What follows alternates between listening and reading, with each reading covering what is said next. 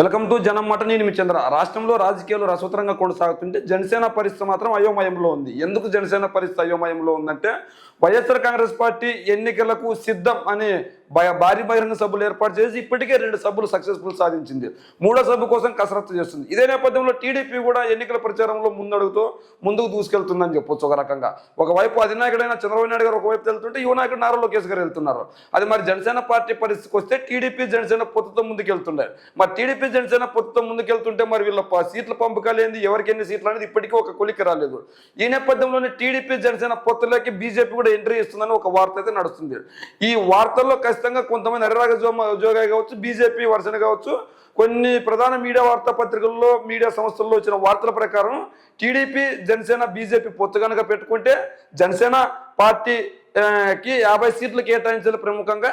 అదేవిధంగా బీజేపీకి 25 నుంచి 30 అసెంబ్లీ సీట్లు కేటాయించాలని ఒక వార్త వస్తుంది. ఇదే నేపథ్యంలో జనసేన బీజేపీకి దాదాపు 75 నుంచి 80 సీట్లు కేటాయించాలని ఒక వార్తలు బయటకు వస్తున్న నేపథ్యంలో మరి టీడీపీ జనసేన బీజేపీకి సీట్లు ఇచ్చే అవకాశం ఉందా అంటే వీళ్ళు అట్లని చెప్పి ఎస్ అని చెప్పలేకపోతున్నాయి, అలా అని చెప్పి కరాఖండికి నో అని కూడా చెప్పలేకపోతున్నాయి. ఇది ఒక ఎత్తు అయితే పవర్ షేరింగ్లో ఎవరైతే సీఎం సీట్లో కూర్చుంటారో వాళ్ళ అభ్యర్థిత్వాన్ని వాళ్ళు ఖచ్చితంగా పట్టుబడింది బీజేపీ. ఖచ్చితంగా 5 సంవత్సరాల్లో పవన్ కళ్యాణ్కి సీఎం సీట్ ఇవ్వాలని చెప్పింది. ఇదే నేపథ్యంలో హరిరామ జోగయ్య గారు పవన్ కళ్యాణ్ గారికి ఒక భారీ బహిరంగ సభ లేఖ రాశారు. ఆ లేఖ ఏంటి, భారీ బహిరంగ లేఖ ఏంటంటే ఒకసారి చూద్దాం.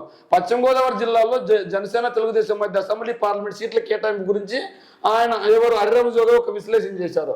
ఆ విశ్లేషణ ఏంటంటే ఎన్నికలు దగ్గర పడుతున్న సందర్భంలో పశ్చిమ గోదావరి జిల్లాలో తెలుగుదేశం జనసేన పార్టీల మధ్య అసెంబ్లీ మరియు పార్లమెంట్ సీట్ల కేటాయింపు ఎలా జరగబోతున్నదో అనే ఆతృత జనసేన తెలుగుదేశం సపోర్టర్ల మధ్య కొనసాగుతుంది. ఏదైతే టీడీపీ జనసేన మధ్య పొత్తు ఉందో ఆ పొత్తుకు సంబంధించి గోదావరి జిల్లాలో కావచ్చు, జనసేనకు పట్టున్న నియోజకవర్గంలో కావచ్చు, మరి టీడీపీ జనసేన మధ్య ఎలా పొత్తు కుదురుతుంది, వీళ్ళకి ఎవరికి ఎన్ని సీట్లు కేటాయిస్తారు, ఏంది పరిస్థితి అని చెప్పి ఒక ఆతృత అయితే జనసేన టీడీపీ కార్యకర్తలు ఉంది. వాస్తవంగా చెప్పాలంటే జనసేన టీడీపీ కార్యకర్తలోనే కాదు, యావత్ తెలుగు రాష్ట్రాల్లో మరి జనసేనకి ఎన్ని సీట్లు కేటాయిస్తారు, టీడీపీకి ఎన్ని సీట్లు కేటాయిస్తారు అన్నది ఒకటైతే ఉంది. ముఖ్యంగా గోదావరి జిల్లాలో జనసేన పార్టీ అధినేత సామాజిక వర్గం ఎక్కువగా ఉన్న నేపథ్యంలో ఆ నియోజకవర్గాల్లో జనసేన పరిస్థితి ఏంది అని కూడా ఒక వార్త నడుస్తుంది. రాష్ట్రం మొత్తం 170 స్థానాలు 2 మిత్రపక్షాల మధ్య ఎలా జరగాలని చర్చల ఫలితంగా తూర్పు పశ్చిమ గోదావరి జిల్లాల్లో ప్రజా అభిష్టం మేరకు ఎక్కువ స్థానాలు కేటాయించాలని ఉభయ పార్టీల అధిష్టానం నిర్ణయానికి వచ్చినట్లు వివిధ మాధ్యమాల ద్వారా ప్రచారంలో ఉన్న మాట నిజం. ఏదైతే ప్రజల అభిష్టం మేరకు ఖచ్చితంగా ఉభయ పార్టీలు 2 అంటే టీడీపీ జనసేన మధ్య ఖచ్చితంగా ఉభయ గోదావరి జిల్లాలో ఎక్కువ స్థానాలు జనసేన కేటాయించాలని ఒక టైం ఉంది. రాష్ట్రంలో ఈ విధమైన కేటాయింపుల ఓట్లు ట్రాన్స్ఫర్ సవ్యంగా జరిగే దృష్ట్యా అవసరం అనేది ఉభయ పార్టీల శ్రేయస్సు కోరే శ్రేణు అభిప్రాయం అనేది వేరే చెప్పనవసరం లేదు. ఏదైతే ఓట్లు సవ్యంగా జరగాలి మార్పిడి అనుకుంటే కనుక ఖచ్చితంగా ఈ 2 పార్టీల మధ్య సీట్ల పంపిక సవ్యంగా జరగాలని ఉంది. పశ్చిమ గోదావరి జిల్లాలో పవన్ కళ్యాణ్ సామాజిక వర్గం మెండుగా ఉంది. 90% ఈ సామాజిక వర్గ ఓటర్లు జనసేన పార్టీని బలపరుస్తున్న సత్యాన్ని ఎవరు కాదనలేరు. అంటే కాపులు ఎక్కువగా టీడీపీ జనసేన వైపు కాదు, ముఖ్యంగా టీడీపీ వైఎస్ఆర్సీపీ కంటే ఎక్కువగా ఇక్కడ కాపులు జనసేన వైపు ఉన్నారు. 90% మంది అని ఈయన చెప్తున్నారు. మరి 90% మంది కాపులు ఉంటే మరి వైఎస్ఆర్సీపీ తరఫున ఉన్న కాపులు ఏం కావాలి? 90% మంది అక్కడ ఉన్నప్పుడు మరి 90% మంది కాపులు జనసేన వైపు ఉంటే మొత్తం అన్ని సీట్లలోనూ జనసేన పోటీ చేయొచ్చు కదా. 36 సీట్లు ఉన్నది కాదు, దాదాపు కాపు నియోజకవర్గాల ప్రభావం చూపే నియోజకవర్గాలు 36 సీట్లు ఉన్నాయి. మరి 36 సీట్లలోనూ జనసేన పోటీ చేయొచ్చు కదా. మరి 36 సీట్లలో ఎందుకు జనసేన పోటీ చేయలేదు అంటే ఖచ్చితంగా ఇందులో ఏదో తిరగాల్సి ఉందని అర్థమవుతుంది.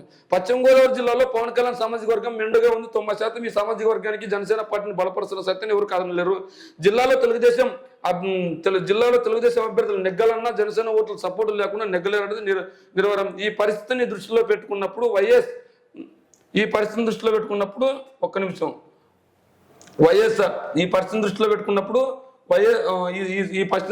వైఎస్ఆర్ పార్టీని ఓడించి జిల్లాలో సీట్లని జనసేన తెలుగుదేశం కూటమిలో వేసుకోవాలంటే జనసైనికులు బలం ఉన్న నియోజకవర్గాలను జనసేన కేటాయించడం తప్ప తెలుగుదేశం జనసేన కూటమికి వేరే మార్గం లేదు. ఈ దృష్టిలో జనసేన కేటాయించవలసిన సీట్లు ఈ విధంగా ఉండాల్సిందే. అసెంబ్లీ సీట్లు ఏవైతే అడుగుతున్నారంటే నర్సీపురం, భీమవరం, తాడేపల్లిగూడెం, తణుకు, నిడదవోలు, ఉంగుటూరు, ఏలూరు, పోలవరం, గోపాలపురం, కొవ్వూరు, ఉండి ఈ నియోజకవర్గాలన్నీ జనసేన పార్టీకి కేటాయించాలని చెప్పి హరిరామ్ జోగా అంటున్నాడు. కాపులు 90% జనసేన పార్టీ వైపే ఉంటే మరి కాపులు మరంత బలంగా ఉన్నప్పుడు ఖచ్చితంగా వైఎస్ఆర్సీపీని వ్యతిరేకిస్తున్నప్పుడు టీడీపీకి సపోర్ట్ చేస్తున్నప్పుడు ఈ 170 స్థానాల్లో కనీసం 70 స్థానాల్లో అయినా పోటీ చేయాలి కదా. మరి ఎందుకు 70 స్థానాల్లో కూడా పోటీ చేయలేకపోతున్నాయంటే ఖచ్చితంగా కాపులంతా జనసేన వైపు లేరు. ఖచ్చితంగా మెజార్టీ కాపులు జనసేన వైపు ఉన్నప్పటికీ వైఎస్ఆర్సీపీ తరఫున కూడా కాపులు ఉన్నారు. ఖచ్చితంగా కాపులు వైఎస్ఆర్సీపీ తరఫున 40% కాపులు ఉన్న SC ST BC minority Reddy సామాజిక వర్గం ఓట్లు వైఎస్ఆర్సీపీకి కంచుకోటుగా ఉన్నాయి. మరి ఈ నేపథ్యంలో ఖచ్చితంగా వైఎస్ఆర్సీపీకి కాపులు మరి ఎంత మాత్రం ఓటేస్తారని పక్కన పెడితే మిగిలిన సామాజిక వర్గాల ఓట్లన్నీ వైఎస్ఆర్సీపీకి పడే అవకాశం ఉంది. ఎందుకు వైఎస్ఆర్సీపీకి పడే అవకాశం ఉందంటే వీళ్ళు పదే పదే కాపు సామాజిక వర్గం కాపు సామాజిక వర్గం కాపు సామాజిక వర్గం అని రెచ్చగొడుతున్నారు. మరి ఆ కాపులంతా టీడీపీ జనసేనకు వైపు వెళ్తే మిగిలిన ఎస్సీ ఎస్టీ బీసీ మైనార్టీ ఓట్లు రెడ్డి ఓట్లు మిగిలిన కమ్మ ఓట్లన్నీ వైఎస్ఆర్సీపీకి పడే అవకాశం ఉంది కదా. మరి ఈ లాజిక్ని ఎలా మర్చిపోయారు? మరి కేవలం కాపులు మాత్రం ఓట్లు వేస్తే జనసైనికులు గెలుస్తారా? మరి హరిరామ్ జోగా ఏ దాన్ని దృష్టిలో పెట్టుకుని లేఖ రాసారో తెలియదు. కానీ ఇప్పటి వరకు టీడీపీ జనసేనకి ఎన్ని సీట్లు కేటాయి వాళ్ళ పొత్తు ఉంటుందో తెలియదు. ఈ మధ్యలో బీజేపీ అన్నది ఒకటి వచ్చింది. ఈ నేపథ్యంలో ఖచ్చితంగా టీడీపీ జనసేన బీజేపీ పొత్తు పెట్టుకుంటే ఎవరికి ఎన్ని సీట్లు అనేది ఎవరికి తెలియదు. ఖచ్చితంగా దాదాపు 70 నుంచి 80 స్థానాల్లో బీజేపీ ఆ రెండు పార్టీలు కేటాయించాలని పట్టుబడుతుంది. పవర్ షేరింగ్ కూడా పట్టుబడాలన్నమాట అడుగుతుంది. ఈ నేపథ్యంలో ఖచ్చితంగా తెలుగుదేశం మరి 70 సీట్లు ఇచ్చే సిద్ధంగా ఉందంటే లేదని చెప్పాలి. ఎందుకు 70 సీట్లు ఇవ్వడానికి సిద్ధంగా లేదంటే ఎక్కడైతే టీడీపీ జనసేనకు జనసేన బీజేపీకి 70 నుంచి 80 సీట్లు ఇచ్చారంటే ఆ 80 సీట్లు వైఎస్ఆర్సీపీ ఖాతాలో ఉన్నట్లే. ఇంకా వాళ్ళకి కావాల్సిన సీట్లన్నీ ఇంకో 20 సీట్లు గెలుచుకుంటే ఈజీగా అయిపోతుంది మళ్ళీ వైసీపీ గెలుపు. ఈ నేపథ్యంలో మరి హరిరామ్ జోగా ఖచ్చితంగా ఉభయ గోదావరి జిల్లాలోని జనసేన పార్టీ ఉన్నప్పుడు మిగిలిన ఉత్తరాంధ్ర కావచ్చు, మధ్యాంధ్ర కావచ్చు, మిగిలిన రాయలసీమ ప్రాంతం కావచ్చు, మరి ఈ జిల్లాల పరిస్థితి ఏంది? మరి ఈ జిల్లాలో జనసేన ఉనికి లేదా? మరి గోదావరి జిల్లాలో కాపులు ఉన్నారు కాబట్టి కాపులు మాత్రం జనసేనకు ఓట్లు వేస్తారా? మరి మిగిలిన కులాల పరిస్థితి ఏంది? మిగిలిన కుల సామాజిక వర్గాల పరిస్థితి ఏంది? మరి హరిరామ జోగయ్య అన్నట్లు ఖచ్చితంగా ఉభయ గోదావరి జిల్లాల్లోనే జనసేనకి ఎక్కువ సీట్లు అడుగుతుంటే మరి ఉభయ గోదావరి జిల్లాలో కాపులు ఎక్కువ ఉన్నారు అన్నమాట వాస్తవం. మరి కాపులకి జగన్మోహన్ రెడ్డి గారు కాపు నేస్తం ఇచ్చారు. మరి కాపులు జనసేన వైపు ఎందుకుంటారు? ఇదే వంగవీటి గారిని చంపింది తెలుగుదేశం పార్టీని మెజార్టీ కాపులు నమ్ముతున్నారు. మరి ఇదే కాపులకు రిజర్వేషన్ ఇస్తానని తెలుగుదేశం పార్టీ అధినాయకుడు మోసం చేశారు. కాపు ఉద్యమ నేత ముద్రగడ పద్మనాభంపై కేసులు పెట్టారని ఇదే తెలుగుదేశం పై కాపుల కోపాన్ని వెచ్చుకున్నారు. మరి ఇదే కాపులు ఖచ్చితంగా టీడీపీ వైపు ఎందుకు మొగ్గు చూపుతారు? మరి కాదే కాపుల పైన కేసులు ఉంటే ఈ రోజు జగన్మోహన్ రెడ్డి గారు అధికారంలోకి వచ్చినాక కాపు నేతలపై కాపు ఉద్యమకారులపై కేసులన్నీ ఎత్తివేసిన ఘనత జగన్మోహన్ రెడ్డి గారి వైఎస్ఆర్ కాంగ్రెస్ పార్టీది. మరి ఇలాంటి సందర్భంలో మరి కాపులకు అన్యాయం చేసిన పార్టీతో టీడీపీ కనుక పొత్తు పెట్టుకుంటే మరి కాపు సామాజిక వర్గం ఎలా పవన్ కళ్యాణ్ వెంట నడుస్తుంది? పవన్ కళ్యాణ్ ఒంటరిగా పోటీ చేస్తే ఖచ్చితంగా జగన్మోహన్ రెడ్డి గారు కాకపోయినా పవన్ కళ్యాణ్ ఖచ్చితంగా ఓటేసే అవకాశం ఉంది. మరి ఈ నేపథ్యంలో మరి కాపులు మరి పవన్ కళ్యాణ్ వైపు ఎందుకు వస్తారు అంటే కాపులకు అన్యాయం చేసిన పార్టీని అక్కడ ఇస్తే కనుక టీడీపీ సపోర్ట్ చేసే పరిస్థితి. మరి నిజంగానే జనసైనికులు కాపుల కోసం పనిచేస్తున్నట్లయితే కాపులు ముఖ్యమంత్రి కావాలని హరిరామ జోగా లాంటి వాళ్ళు కావచ్చు, కాపు సామాజిక వర్గం వాళ్ళు పెద్ద ఎత్తున నమ్ముతుంది. మరి పవర్ షేరింగ్ ఎందుకు అడగడం లేదు?